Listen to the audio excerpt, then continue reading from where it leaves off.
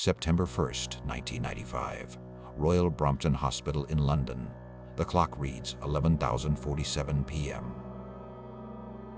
In a quiet fluorescent-lit corridor, Princess Diana waits.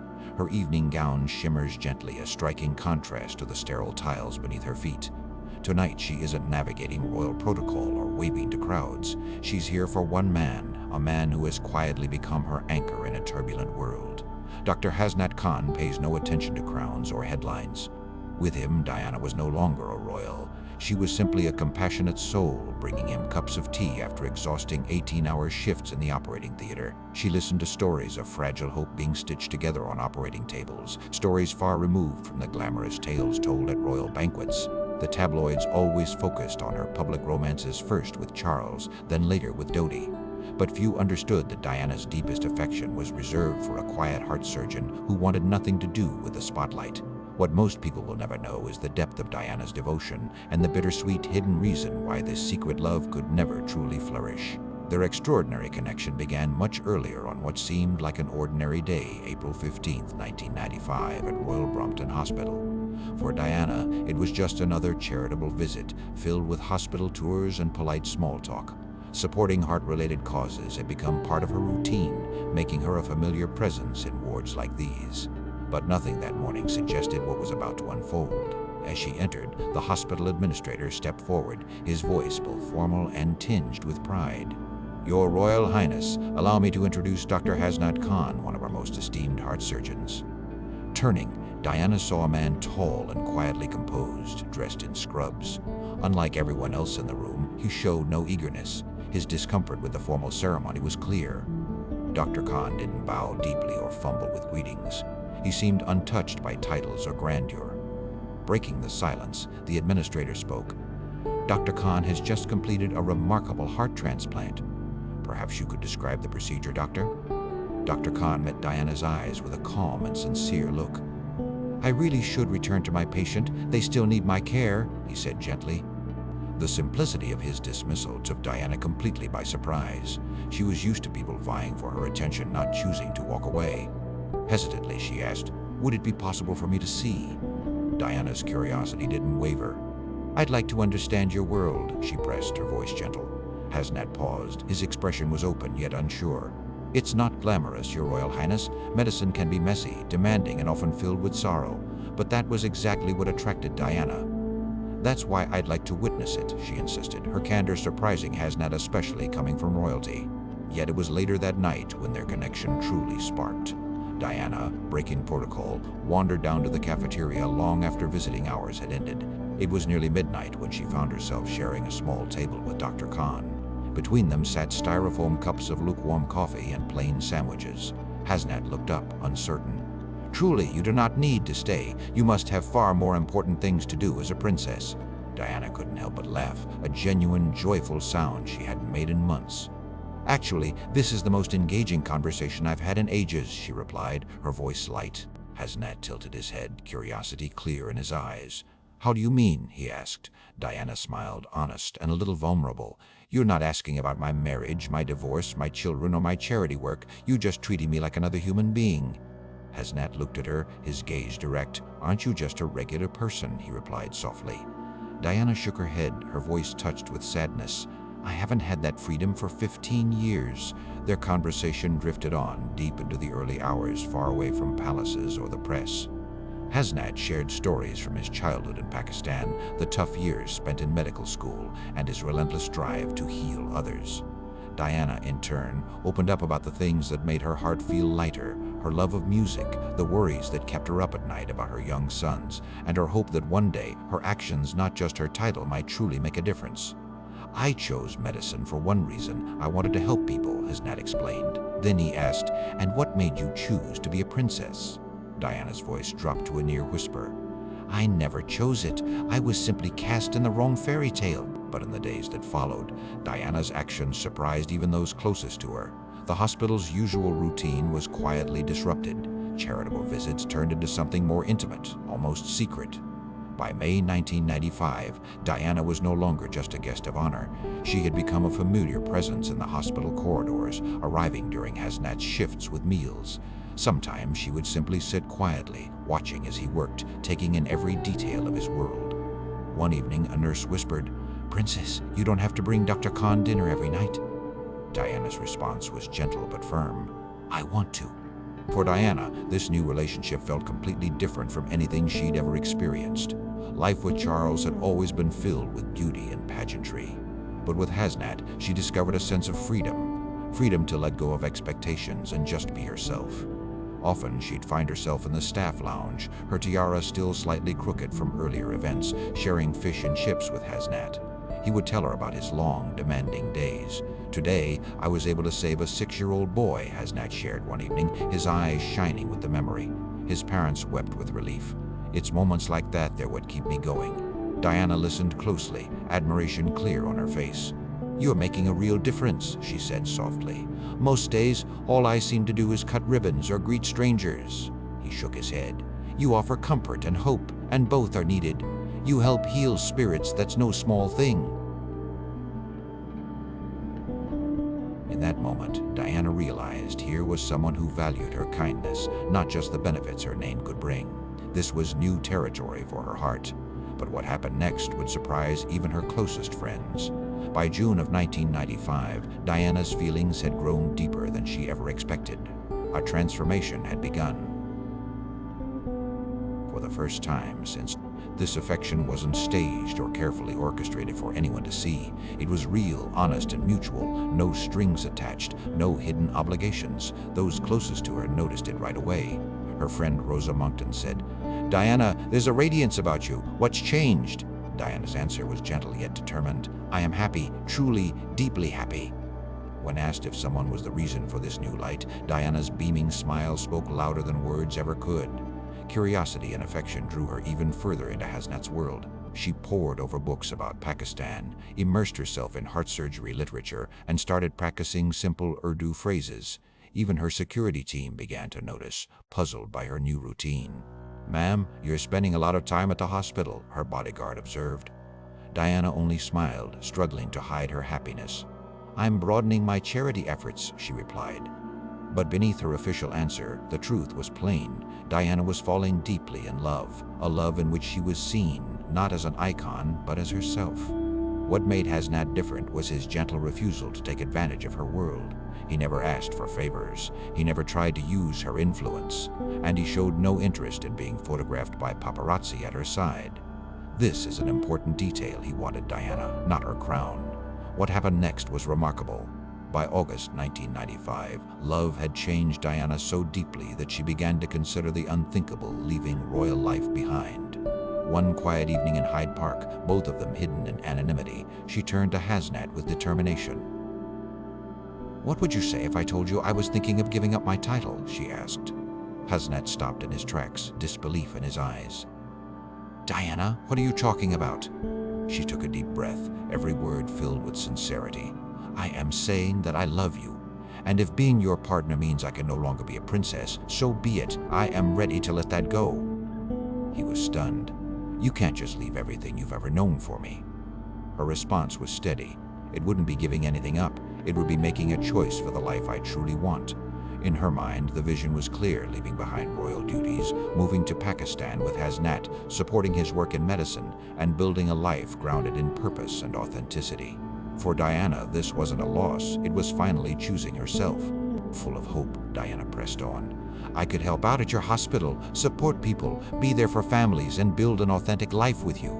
But as she spoke, Hasnat's expression grew troubled. His voice was gentle, but weighted with emotion. "Diana, you don't understand the magnitude of what you're suggesting." Her reply was steady, her heart open. "I only know that I love you more deeply than anyone else." This was a turning point. Hasnat took her hands, sorrow casting a shadow over his face. "Diana, I love you too, more than I ever thought possible. But what you're hoping for, it can't work." Confusion edged into her voice. "Why not?" His reply came with the weight of truth. "Because you are not just Diana. You are the mother of the future King of England. That's not a role you can simply put aside," she insisted. "William and Harry would understand." But Hasnat shook his head gently. "They wouldn't, and over time you would resent me for taking you away from your greater purpose." Tears formed in Diana's eyes. I thought my true purpose was to find happiness.